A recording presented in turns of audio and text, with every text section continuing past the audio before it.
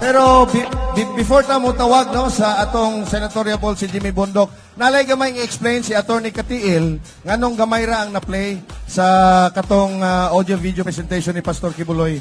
So this is again another sign of oppression. Attorney Carlo. Okay, di lang ako na i-discuss sir kay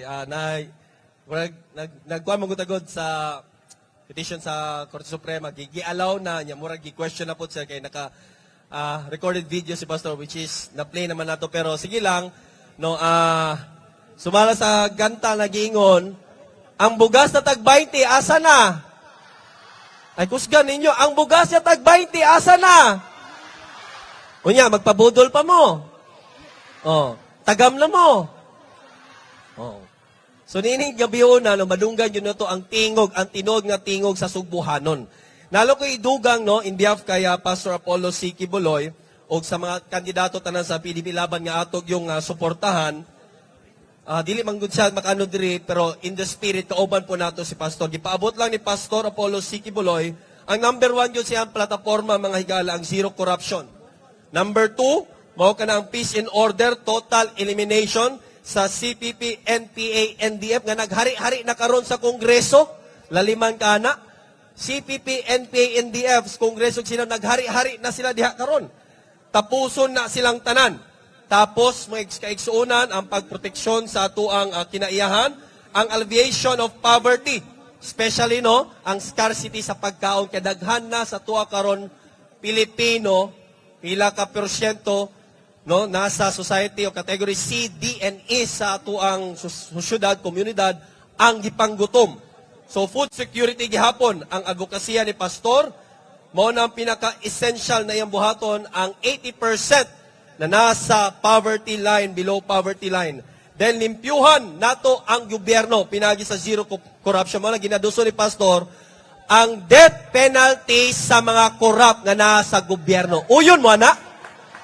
Uyon mo ana nga kinahanglan manubag sila kay dili man na ilahang kwarta.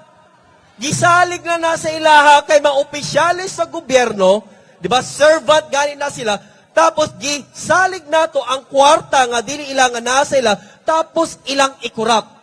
Mao nga si Pastor Apollo C. Kibuloy, usa sa iyang iduso, kinahanglan manubag sila. Dapat dunay death penalty para sa mga kurap.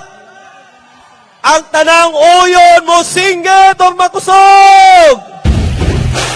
Duterte! Duterte! Duterte! Duterte! Duterte! Tanawa mga higala, na ato nang nasinati sa panahon ni former President Rodrigo Roa Duterte. Nahapsay ta, wala ni mga durugista sa kadalanan, way mga kawatan, walay mga krimen na hitabo mga igsuon. Kaya nga naman, seryoso ang atong presidente. Karon, ilang sulayan, natanggalon, i-impeach si Vice President Inday Sara Duterte. Musugot mo, ana? Kailangan ato anang panalitdan. Usa sa pamaagi para mapanalitdan nato na magpadayon pa ang mga programa na nasugdan na kiniadto ni Presidente Rodrigo Duterte, kinahanglan suportahan pod nato ang tanan na kandidato Duterte senatorial lineup. Suportahan ba nato? Suportahan ba nato? Sa makausap pa, daghang salamat sa iyong panahon. In behalf kay Pastor Apollo C. Kibuloy, o kaganina ang tanan tong nanugtog, nanayaw diri, pipila lang to sa mga natudluan ni Pastor. Mga scholars to ni Pastor, gipa-eskwela nga libre ning ana po si Pastor. Kung giunsa niya pagbuhat sa KOJC, buhaton po na niya sa tibuok Pilipinas. Sugbuhanon Cebu, daghang salamat, maayong gabi.